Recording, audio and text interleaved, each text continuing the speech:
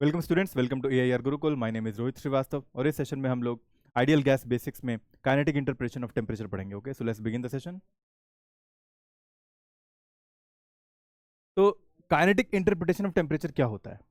Temperature is a measure of average kinetic energy of a gas molecule. ठीक है, temperature से ही पता चलता है कि किसी गैस मॉलिक्यूल की एवरेज काइनेटिक एनर्जी कितनी होगी। तो इसका जो फॉर्मूला है for one molecule average kinetic energy आती है 3/2 kT। इसका डेरिवेशन कैसे आता है 3/2 kT हम करेंगे लेटर ऑन, लेकिन फिलहाल के लिए समझ लो कि देखो टेम्परेचर के डायरेक्टली प्रोपोर्शनल है एवरेज काइनेटिक एनर्जी। ठीक है, 3/2 kT फॉर्मूला आता है जिसमें कि K क्या होता है, बोल्ट्जमैन कांस्टेंट होता है। और अगर वही फॉर्मूला हम लोग R के टर्म्स में लिखना चाहें तो एवरेज काइनेटिक एनर्जी का फॉर्मूला आता है 3/2 RT। और ये जो फॉर्मूला आ रहा है वन मॉलिक्यूल या वन मोल के लिए आ रहा है। देखो वन मॉलिक्यूल के लिए 3/2 kT होगा, वन मोल के लिए 3/2 RT होगा, जिसमें R क्या होता है, गैस कांस्टेंट होता है। ठीक है, जिसकी वैल्यू 8.31 जूल पर मोल केल्विन होती है। ठीक है, और T टेम्परेचर में लेते हैं केल्विन में। ठीक है, तो ये दोनों फॉर्मूलेस कैसे आते हैं, दे आर इंटर रिलेटेड, हम लोग इसको डिराइव करेंगे लेटर ऑन, लेकिन फिलहाल तुमने इसको एक रिलेशन को तुमने अच्छे से समझ लेना है कि टेम्परेचर के डायरेक्टली प्रोपोर्शनल ही होता है kinetic energy, average kinetic energy. यानी टेम्परेचर बढ़ा दोगे तो क्या होगा, एवरेज काइनेटिक एनर्जी बढ़ जाएगी, टेम्परेचर घटा दोगे तो एवरेज काइनेटिक एनर्जी घट जाएगी। अच्छा, अब इसकी मीनिंग क्या है? Temperature does not measure heat, ये बहुत इंपॉर्टेंट पॉइंट है। टेम्परेचर हीट मेजर नहीं करता है। टेम्परेचर क्या मेजर करता है, how fast molecules are moving, क्योंकि temperature average kinetic energy directly proportional to temperature है। तो टेम्परेचर बढ़ाएंगे तो क्या पता चल, क्या बढ़ जाएगा, एवरेज काइनेटिक एनर्जी बढ़ जाएगी। यानी कि how fast molecules are moving ये पता चलेगा ना टेम्परेचर से, क्योंकि वेलोसिटी काइनेटिक एनर्जी क्या होती है, हाफ mv² होती है। तो अगर काइनेटिक एनर्जी बढ़ रही है तो कुछ ना कुछ बढ़ रहा है, और मास तो सेम ही रहता है तो वेलोसिटी बढ़ रही होगी। ठीक है, तो how fast molecules are moving ये पता चलता है टेम्परेचर से।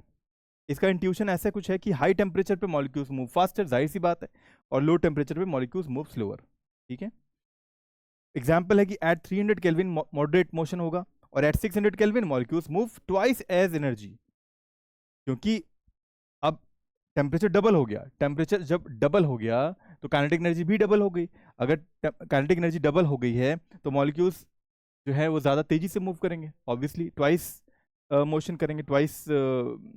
अगर जो मोशन अभी हो रहा था जिस भी वेलोसिटी से, एग्जैक्टली ट्वाइस तो नहीं कह सकते, क्योंकि यहाँ पर काइनेटिक एनर्जी v² के प्रोपोर्शनल है। तो अगर k directly proportional to v² है, तो अगर काइनेटिक एनर्जी डबल हो गई, लेट्स सपोज 2k हो गई, ठीक है, और यहाँ वेलोसिटी v1 थी, यहाँ v2 थी, v2², तो हम लोग रेशियो लेंगे तो 1/2 is equal to v1² by v2² आएगा, and then we can get v1 by v2 is equal to 1 by root 2, and therefore we are getting v2 is equal to root 2 v1। तो twice v1 नहीं होगा, root 2 times v1 होगा। यहाँ पर twice गलत लिखा हुआ है, root 2 टाइम्स हो जाएगा। ठीक है, वेलोसिटी अगर टेम्परेचर डबल होता है तो। इंपॉर्टेंट पॉइंट्स क्या है, temperature must be in kelvin, because kinetic energy जो लेते हैं हम लोग वो डायरेक्टली प्रोपोर्शनल टेम्परेचर होता है, और टेम्परेचर एब्सोल्यूट स्केल पे होता है, तो केल्विन लेना पड़ता है, जो कि SI यूनिट होती है इसकी। ठीक है, kinetic energy depends only on temperature.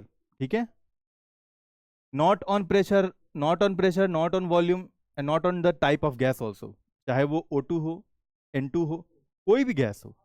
ठीक है, डजेंट मैटर, काइनेटिक एनर्जी सिर्फ टेम्परेचर पे डिपेंड करती है, प्रेशर पे भी नहीं डिपेंड करती कि गैस मॉलिक्यूल का या चैम्बर के अंदर गैस का प्रेशर कितना है, इस पे भी डिपेंड नहीं करती, और कितना ज़्यादा वॉल्यूम उसने घेरा हुआ है या लिया हुआ है उस पर भी डिपेंड नहीं करती। ठीक है, सिर्फ और सिर्फ किस पे डिपेंड करती है, टेम्परेचर पे।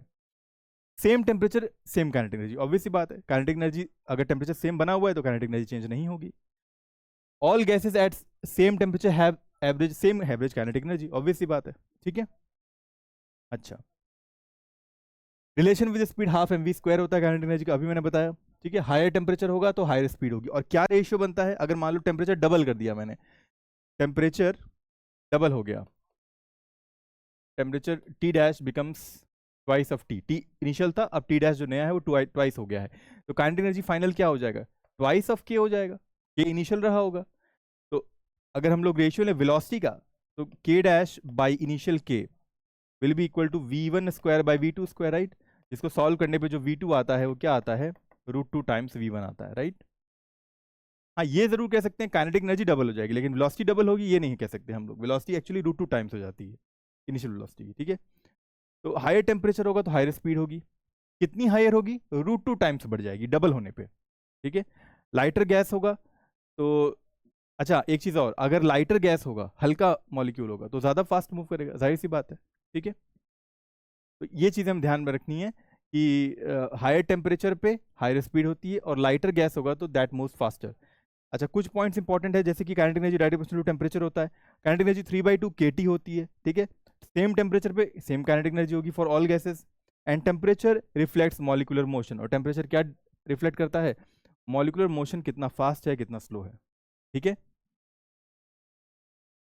तो इस तरह आज हमने डिस्कस किया काइनेटिक इंटरप्रिटेशन ऑफ टेम्परेचर। अगले सेशन में किसी और टॉपिक के साथ प्रेजेंट होंगे। Until then keep learning and keep having fun with physics. Thank you very much.